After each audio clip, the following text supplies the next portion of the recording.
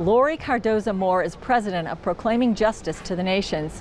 It's a group aimed at educating Christians on their biblical responsibility to stand with Israel and the Jewish people. Moore spoke with Chris Mitchell about how Christians can help in tough times. Laurie Cardoza-Moore, it's great to be with you here in Jerusalem. Chris, it's been a while, but it's great to be back. Yeah. Thank you for having me on the program. You're here in Jerusalem at a very critical time with a number of terror attacks going on. How would you describe the mood, the atmosphere, and your own feelings to people who are back in the United States? There's a heightened amount of tension here this time.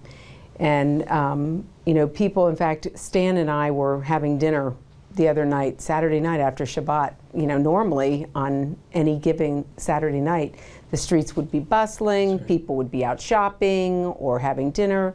We were the only ones in the restaurant, and we called the waiter over and asked him, why isn't anybody here? He said, people are afraid. It's been quite disturbing to see what is happening, just randomly going on. And the mood is one of trepidation. People are trying to go about their day and work. Here is a world who accuses these people who are constantly trying to create, to make our lives better, the world's lives better, whether it's through technology, whether it's through medicine, education, security. But they're being accused of being violent and oppressing the Palestinians or the Arabs who live here.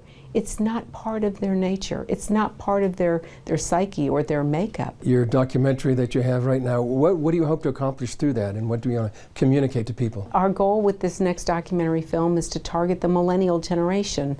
As you well know, Chris, that Christians are being targeted now with this pro-Palestinian propaganda. We see what's happening with Christ at the Checkpoint and the Sabeel Foundation and the narrative that is coming out. And unfortunately, there are many Christians, especially young Christians, who are falling prey.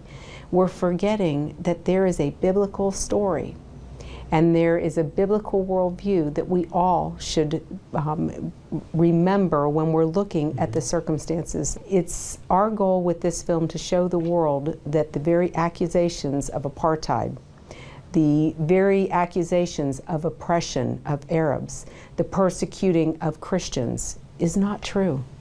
It's a fallacy, it's a lie, and that is the most important thing we as Christians need to remember, that God has a plan for this people, and He will bless those who bless Israel, and He will curse those who curse Israel. How can Christians support Israel, pray for Israel, stand with Israel? Well, first and foremost is we do need to pray for Israel, but one of the things that we're calling our listeners, our viewers, to do is to contact our elected officials.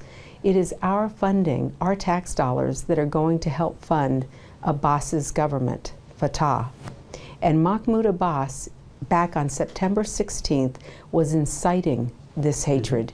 He was inciting Arabs to start launching attacks. And of course, we shouldn't be a bit surprised after Abbas spoke at the United Nations that, of course, this, what some people are calling the third intifada, or someone else mentioned it's the third jihad, has erupted.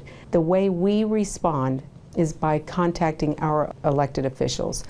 Even going to the Knesset website and sending emails of encouragement to the Israeli leaders as they're trying to navigate through this very difficult time. Thanks for being with us, Laurie. Thank you, Chris. It's great to be here again.